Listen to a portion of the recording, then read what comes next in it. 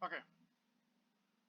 Alright, so I said for a couple of weeks now that I would start doing some videos over puzzles and survival game. I'm going to start off with the basics here, and then as we go, I'll get more advanced and more advanced until we get all the way down into exact specifics. I've done several testings. I've talked to a lot of people in other kingdoms that have played, some of them since the creation of the game.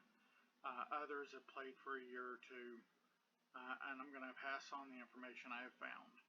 I do this so that each and every member can advance and can be the best they can be and help the alliance as best they can be. First thing I'm going to go over is your builds.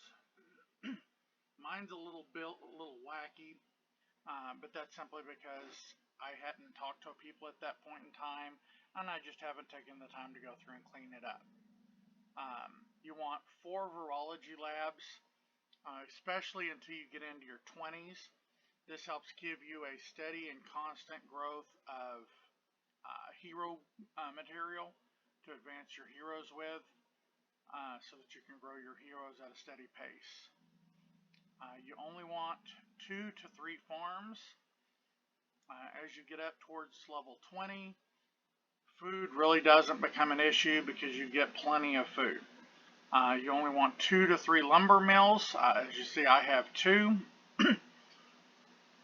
Once again, as you start getting up towards your 20s, lumber just does not become an issue. You get lumber with pretty much everything you do.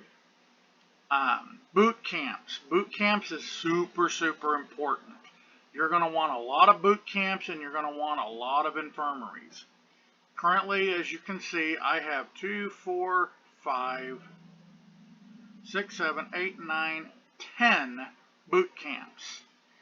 Boot camps, as you grow them, increases the total number that you can train and the total number at each camp.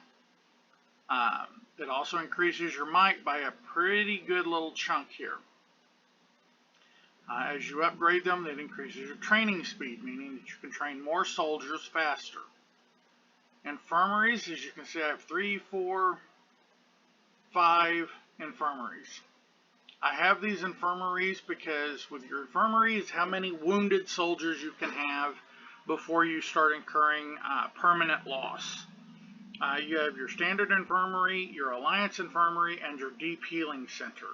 Once those 3 are full, you start incurring permanent losses. And that's where things start getting really costly. In the infirmary, the alliance infirmary, and the deep healing center, those are healable soldiers. Your deep healing surgery or center comes with currency that you either have to spend diamonds on or just takes time to build the currency up. Your regular infirmary, you can spend diamonds on it, you can use speed ups on it, but it also takes resources to heal. When you first log into the game after being out of game for a minimum of 3 hours, the first thing you want to do is come collect your farms. You will receive a food boost when you do it. It's not huge, but it does make a difference, especially as you start having hundreds and thousands of troops. As you can see, not all of my buildings have been kept at the same level. Now that I'm level 26, I'm going to pause and bring everything up to 26. I pushed to 26 because I'm a fighter spec, which I'll go into in another video, because we need more of us that can actually start rallies and be the captain of the rally, which means fighters. Fighters are your damage takers. They don't do a lot of damage, but they take a lot of damage. We don't need more than 6, maybe 7 fighter specs in the alliance, because at no point will we really have more than 6 or 7 rallies going at a single time.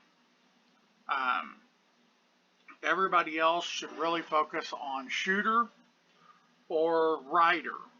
Shooters are your highest damage but your lowest defense, whereas your riders are kind of a hybrid. They have a pretty decent defense, a pretty decent attack, They're just not up there on the attack with the shooters. Right now, for my family group, since it's me and my wife, I have I'm fighter spec and she is rider spec.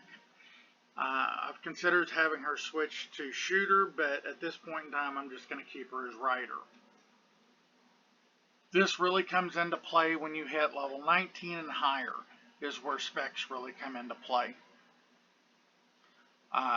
The basics you want to keep in mind is always keep your supply depot at your current level or within a level of where your current level is, because this is your free resources.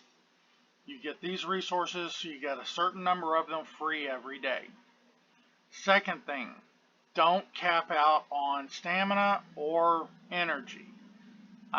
Use it. If you are capped out, you're not earning anymore, which means you are losing experience, you're losing resources, you're losing a lot of stuff, and you don't ever want to get to that point where you're losing resources. I think that's pretty much where I'm going to cut this video off. The next video I will go into heroes and research lab. I hope you found some of this information helpful, and stay tuned for the next.